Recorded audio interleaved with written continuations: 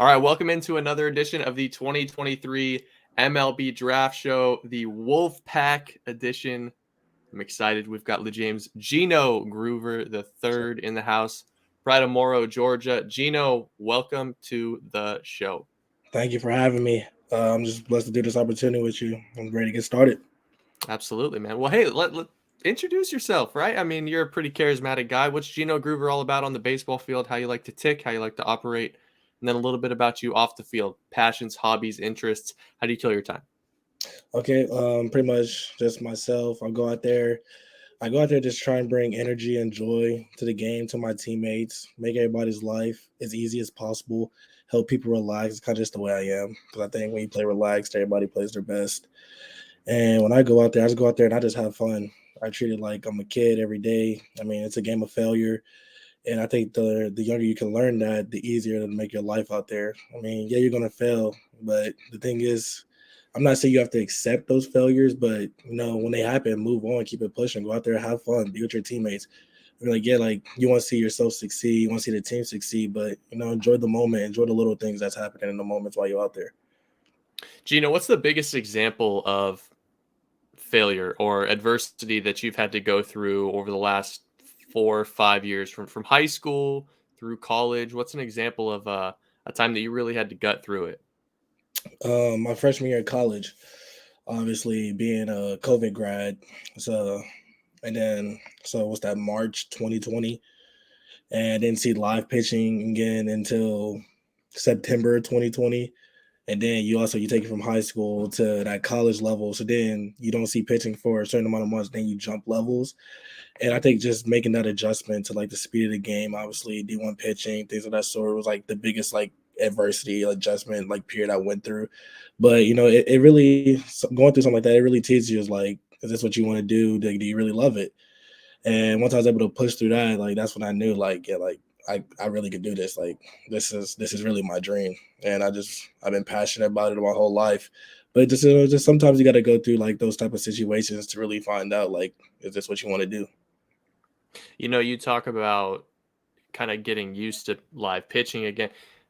Let's not act like you didn't like tear the cover off the ball your freshman year. Like you've been tearing the cover off the ball since you started playing D1. Tell me about the bat. How did it kind of, surge into the super tool that it is today? Because for my money at least, you're one of the best bats in the country. Thank you. Kind of just growing up. I was a lot smaller growing up. So I wasn't just one of those guys just growing up. I'd go up there and hit a home run whenever I please. Like being smaller, I had to learn how to like actually hit in order to have success. So I learned how to hit at a young age. Just start learning like terms like stand inside the ball, and I learned how to use like the right side of the field at a young age. And I think that's just been like the tip that helped me just like grow. And then my dad always told me, he was like, you can't be perfect, but what's stopping you or saying you can't be?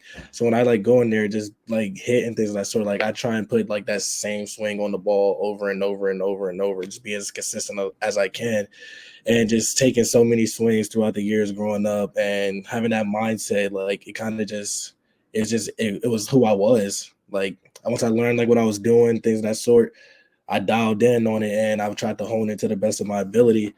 And I mean, I've done that a really good job. We're always looking to get better and things of that sort and just keep growing essentially. And that's all I'm here. I'm just growing and growing and growing. I like it, man. Always progressing 1% at a time. Yep. Gino, you're a Georgia boy. I know that you've drawn some comparisons, at least with the swing, to Kyle Lewis, another Georgia boy. You train with Kyle. You Yes. know Kyle. You ever interact with Kyle? I think I've met him once because he went to Mercer, right? Mm-hmm. Yep. I met him once, I think, and I mean, we're talking about a guy who like a hitter. He ranked in college. I mean, I'm not mad about that comparison at all.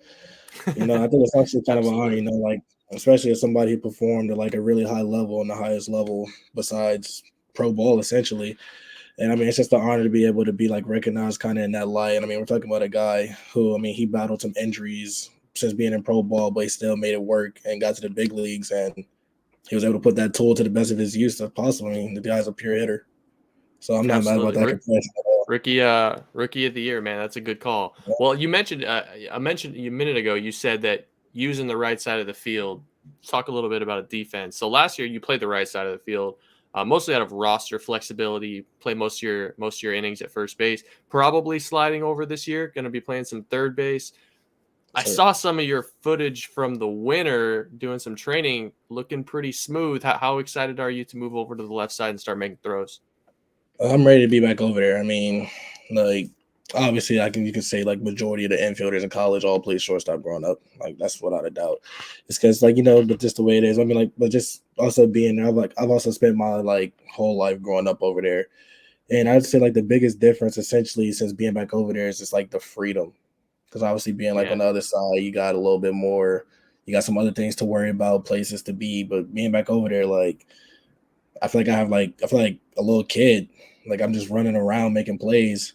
My job is to make plays and take hits away from other hitters. And I think that's what I do best. Like I go out there and I just make plays.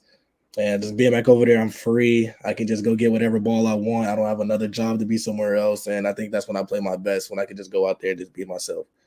So I'm excited to be absolutely. back over there. Absolutely, man. I dig that answer. The freedom, especially. That's a good point. So let's talk a little bit more about. I want to hit on your hitting a couple more times, and then we'll move on to something a little bit different. You Okay. mentioned that you're just a repetition, repetition, repetition. Like keep hitting, and just kind of make it your craft. Now that you're at NC State, do you use tech? I mean, do you use the hit tracks? Do you use the Rapsodo? Do you use are you liking to see your exit velocities and launch angles, or are you a purely a feel guy? I'm both, and I think the thing that helps me succeed is just essentially like I know when I need to. I know when I can use both, when to use both. I think I'm gonna say I know, but I say I have a good feel for it. And I mean, like you don't always have to go out there. I mean, I'm not gonna go out here in the middle of like after like fall practice, and I'm not gonna go into the cage and be looking, oh, let's see how hard I can hit the ball. I'm gonna go in there, I'm just go out there and put my best swing on the ball. You don't always have to swing your hardest to produce the best results. Essentially, just adjust to some other things. And I think what's with me, like when I go out there, like sometimes, and also just I feel like other factors play into it. In game, you gonna have adrenaline, velocity from pitchers. So like there's also a lot of other factors that could like determine exit velocity and things of that sort. But I mean, like obviously for us, like if we're feeling good that day, we might pull it out and see what's really like how we looking today. It's just a bunch of different factors, but I think I keep a good balance between the both of them, like between Phil versus the analytic sides. Because I Mhm. mean, when I go out there, I feel like I have a routine, and I mean, I do it almost every day when I hit. So I've become so used to it that like sometimes like the exit velos and stuff don't even like I know what the result I'm looking for looks like. And Mhm. essentially, like sometimes the exit feels there, sometimes it's not. But at the end of the day, I'm just putting that same swing on the ball. Sometimes it plays different. Some days it's just the way it is. Yeah, for sure. NC State, you guys have had a wild ride the last 2 years. The roller coaster has been insane. What sort of goals you guys have as a program for 2023? Because you return a ton of talent, and the freshmen that are coming in can really play. They Yeah. can really pick it. Yes. We have a really good team. If anything, I say we're like overloaded a little bit. I would say we have versatility all over the field this year, from just infield, outfield. We had a really couple good catchers come in, some really good pitchers, freshman pitchers. It's just we really loaded up the roster this year. And I think the first goal is just obviously we want to go out there. I'll probably say the first goal as a team was obviously we have a bunch of different people was like gelling together and bringing the team together and Hmm. stuff like that. And then like from a team like in season perspective, obviously like everybody's end goal is Omaha. But for us, I mean, I would probably say right now we gotta take it one step at a time. So start winning some games, boom, boom, boom, hit the ACC tournament, hit a regional, and then let's play from there. But obviously the end goal is Omaha. I would love to touch that Omaha dirt. Amen, man. What about you? You got any personal goals this year? Any milestones? Any check marks that you want to hit? I mean, yeah, I do.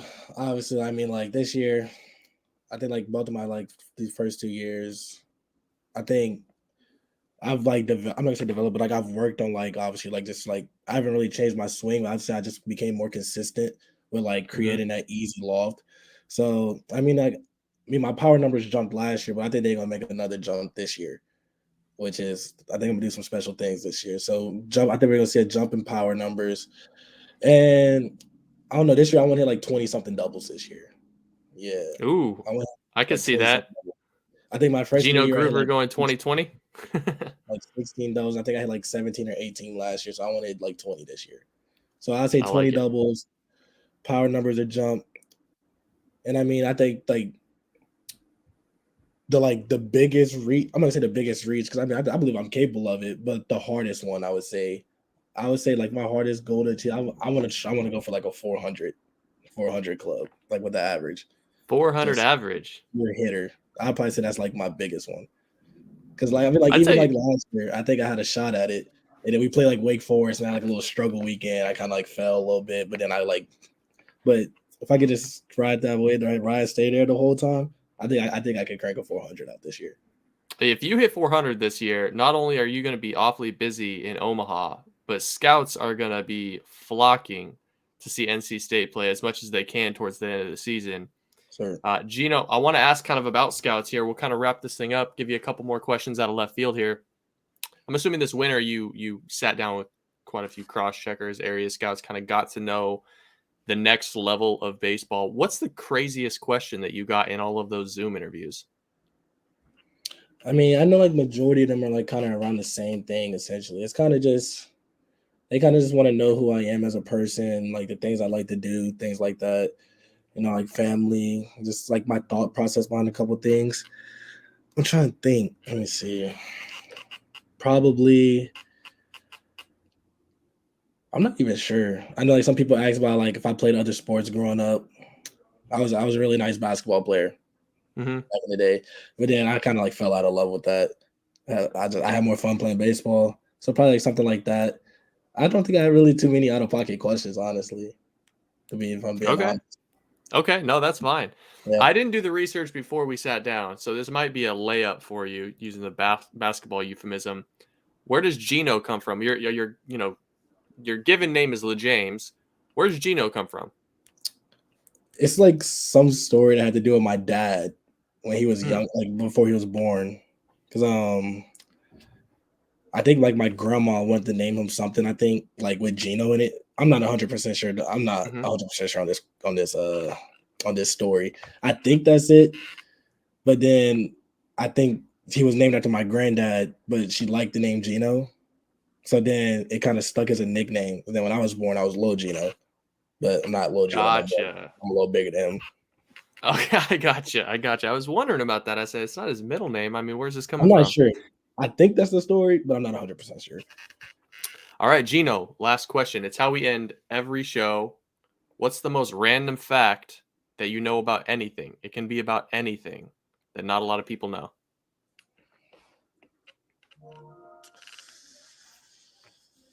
Oh, that's a good question. I don't know. I never thought about something like that. Okay, a random fact. I think I know a pretty good amount of stuff that probably people know. Most random fact. The fact that probably nobody knows about is that if you sneeze too hard, you can fracture a rib. You can fracture a rib sneezing. You can fracture your rib sneezing. So make sure y'all watch how y'all sneezing. So I'm assuming that hasn't happened to you. It hasn't happened to me, but it's a possibility. It can happen to That's not how somebody. you want to go on the Yeah, IL, man. that's not how you want to fracture ribs. So No, sir. No, sir. but Gino hey, Groover, NC State 400 hitter, 20 homers, 20 doubles, 950 fielding percentage. Calling it now. I'm I'm going like 982.